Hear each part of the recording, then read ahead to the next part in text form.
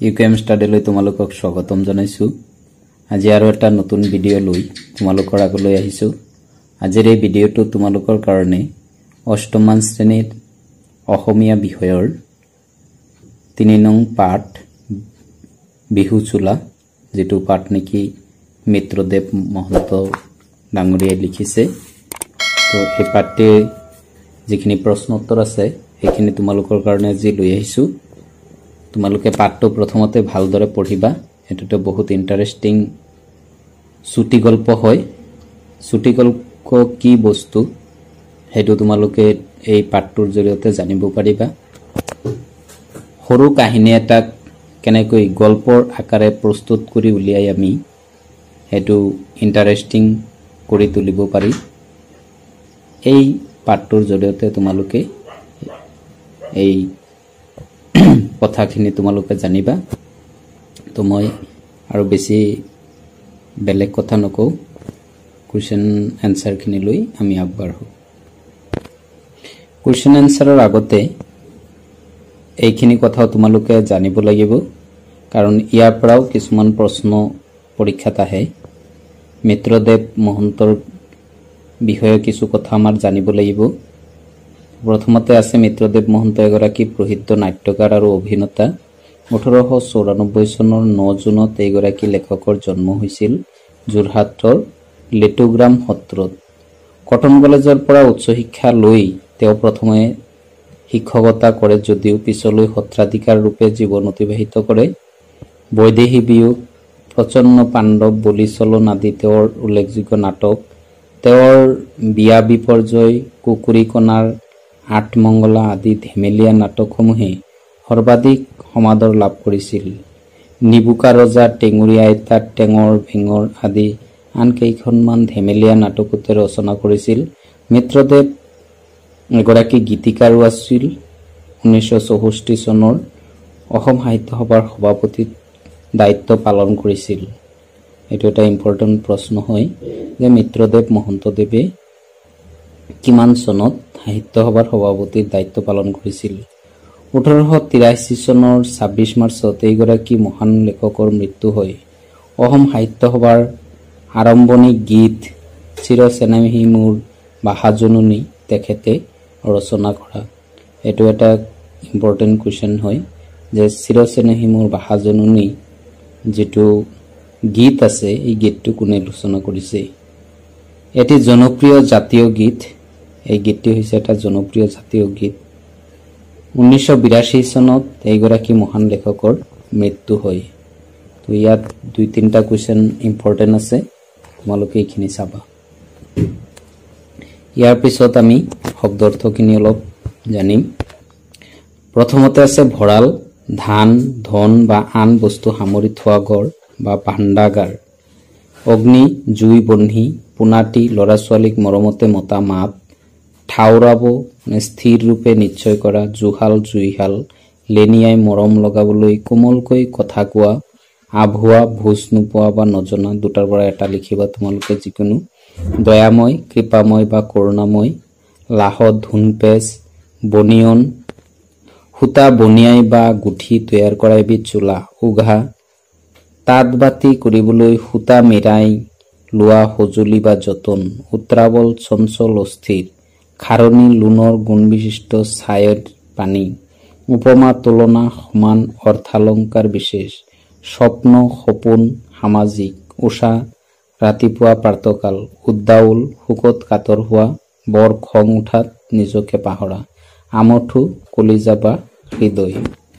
মাউৰা, পিতৃ মাতৃ দুয়ো বা এজনা নথকা, এজন না নহব, এইটো এজনো হব। পিতৃ মাতৃ দুয়ো বা এজনো নথকা ল'ৰা। অবালচন্দ্ৰ, অপাত্ৰ বা একো নজনা। জনক মানে জন্মদাতা। এতিয়া আমি ইয়াৰ প্ৰশ্ন উত্তৰখিনি আলোচনা কৰিম। বিহু চোলা মানে বিহুত পিন্ধা চোলা। তো ইয়াৰ 1 নম্বৰে ক'ত আছে? সোণপাহিৰ ঘৰ ক'ত আছিল? সোণপাহিৰ ঘৰ দিখৌ পাৰৰ শলগুৰি গাঁৱত আছিল। খ নম্বৰ, সোণপাহিৰ পোনাটিৰ নাম কি আছিল আৰু কিমান বয়স হৈছিল? সোণপাহিৰ পোনাটিৰ নাম আছিল মাখন আৰু তাৰ বয়স 5 বছৰ হৈছিল। সোণপাহীয়ে গিৰিয়েকৰ পৰা কি পাইছিল? সোণপাহীয়ে গিৰিয়েকৰ পৰা তাই থকা ঘৰৰ ভেটিটো পাইছিল। মাখনক নতুন চোলা কিয় লাগে? বহাগ বিহুত পিন্ধিবলৈ মাখনক নতুন চোলা লাগে। মাকে মাখনক আনি দিয়া বিহুৰ চোলাটো কেনেকুৱা আছিল? মাকে মাখনক আনি দিয়া বিহুৰ চোলাটো 4 অনা দামৰ কপাহী ৰঙা ৰঙৰ বনিয়ন আছিল। 6 নম্বৰ, চোলাটো ঘৰলৈ আনি সোণপাহীয়ে ক'ত থৈছিল আৰু তেতিয়া মাখনে কি কৰিছিল? চোলাটো ঘৰলৈ আনি সোণপাহীয়ে জুহালৰ গুৰি বেৰখনৰ উগা এটাৰ ওপৰত আঁৰি থলে আৰু মাখনে নি চোলাটো মূৰৰ শিতানত থৈ আহিল। বিহুৰ দিনা মাখনে নতুন চোলাটো লৈ কাৰ চোতাললৈ গৈছিল? বিহুৰ দিনা মাখনে নতুন চোলাটো লৈ বদাই শইকীয়াৰ চোতাললৈ গৈছিল। কোনে মাখনৰ নতুন চোলাটো ফালি পেলাইছিল? লাহমানে মাখনৰ নতুন চোলাটো ফালি পেলাইছিল। নতুন চোলাটোৰ শেষ পৰিণতি কি হ'ল? নতুন চোলাটো শেষত ফালি ছিঙি আৰু তাত জেতুকাৰ ৰং লাগি পিন্ধিব নোৱাৰা হ'ল। বিহুৰ বাবে সোণপাহীয়ে কি যোগাৰ কৰিছিল? বিহুৰ বাবে সোণপাহীয়ে পিঠা পনা বনাইছে, এটা গৰুৰ গাখীৰৰ টিপা, এপোৱা গুড়ে আৰু এমুঠি তুহ পতনুৱা চাউল ইত্যাদি যোগাৰ কৰিছে। 2 নম্বৰ প্ৰশ্ন, উৰুকাৰ ৰাতিপুৱা চুবুৰীয়া ঘৰৰ চোতালত সমনীয়াৰ কথাবোৰে মাখনৰ মনত কেনে প্ৰতিক্ৰিয়াৰ সৃষ্টি কৰিছিল? তাৰ পিছত মাখনে কি কৰিছিল? উৰুকাৰ ৰাতিপুৱা মাখনে চুবুৰীয়া এঘৰৰ চোতালত বহিছিল। মাখনৰ সমনীয়াবোৰৰ কোনোৱে নতুন চোলা পিন্ধিছে, কোনোৱে মৰমতে নতুন চোলা জাপি তৰণি লৈছে, আকৌ কোনোৱে মাকৰ হাতত আছে বুলি কৈয়েই পেটে পেটে এফেৰি অভিমান কৰিছে। এই সমনীয়াসকলে মাখনক প্ৰশ্ন কৰিছিল, তোৰ বিহুৰ চোলা কতা?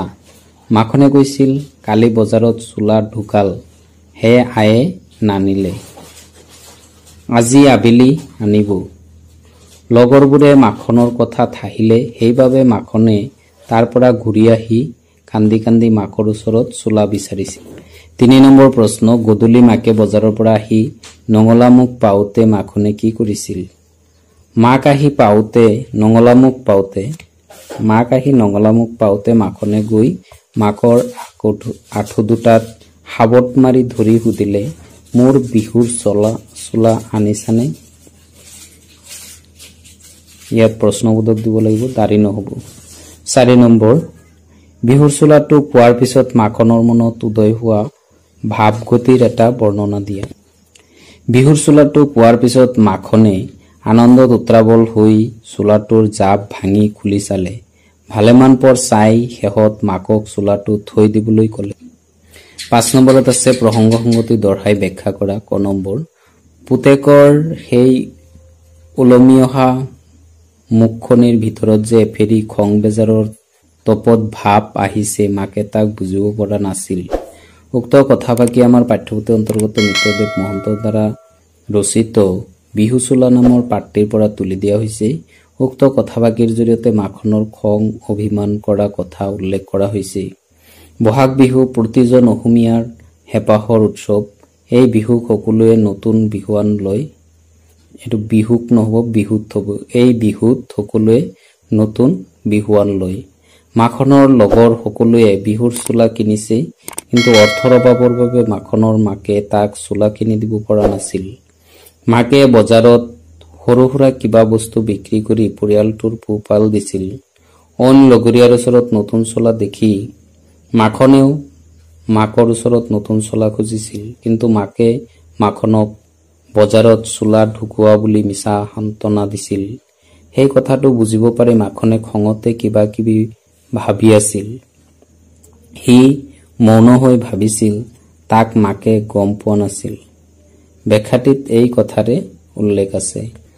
খ নম্বৰ, সেই এধানমান ৰঙীন জাপানী বনিয়ন এটাত যিমান সৌন্দৰ্য লুকাই আছে, তাৰ এশভাগৰ এভাগো যেন সি আজি চাই অন্ত কৰিব পৰা নাই। উক্ত কথাবাকি আমাৰ পাঠ্যপুথিৰ অন্তৰ্গত মিত্ৰদেৱ মহন্তদেৱৰ দ্বাৰা ৰচিত বিহু চোলা নামৰ পাঠটিৰ পৰা তুলি দিয়া হৈছে।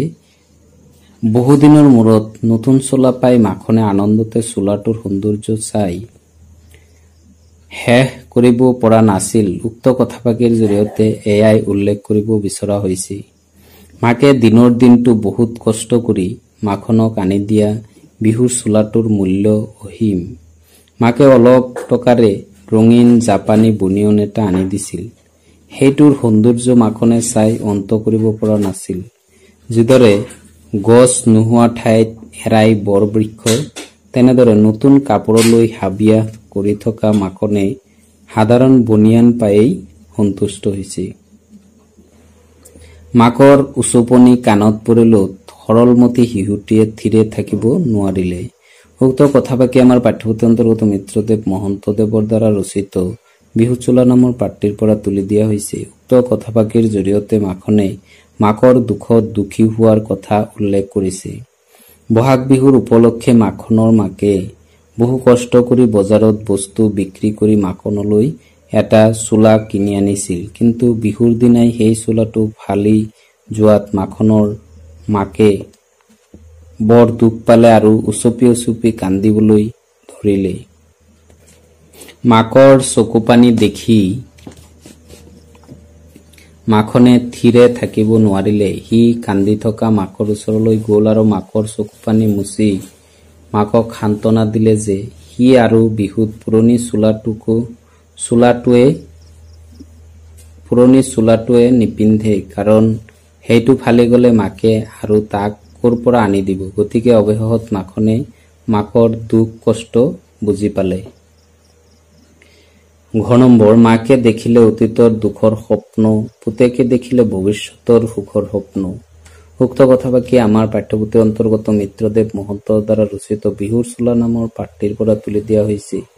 উক্ত কথাফাকিৰ জৰিয়তে মাখন আৰু মাকৰ দুটা দিশত সপোনৰ কথা কোৱা হৈছে।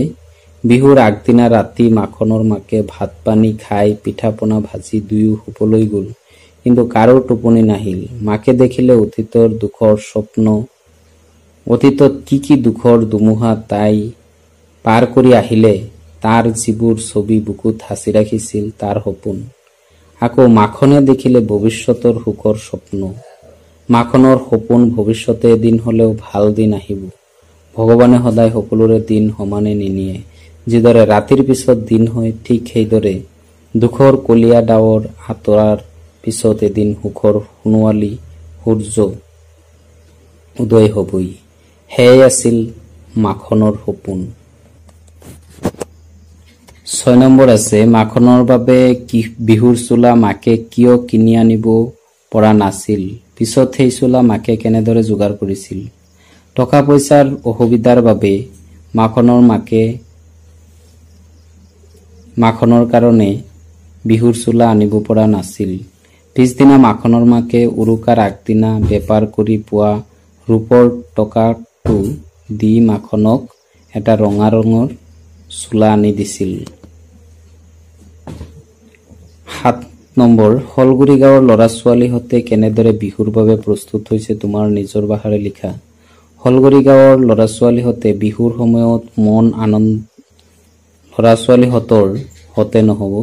বিহুৰ সময়ত মন আনন্দত ভৰি পৰিছে। সিহঁতে নতুন চোলা কিনিছে।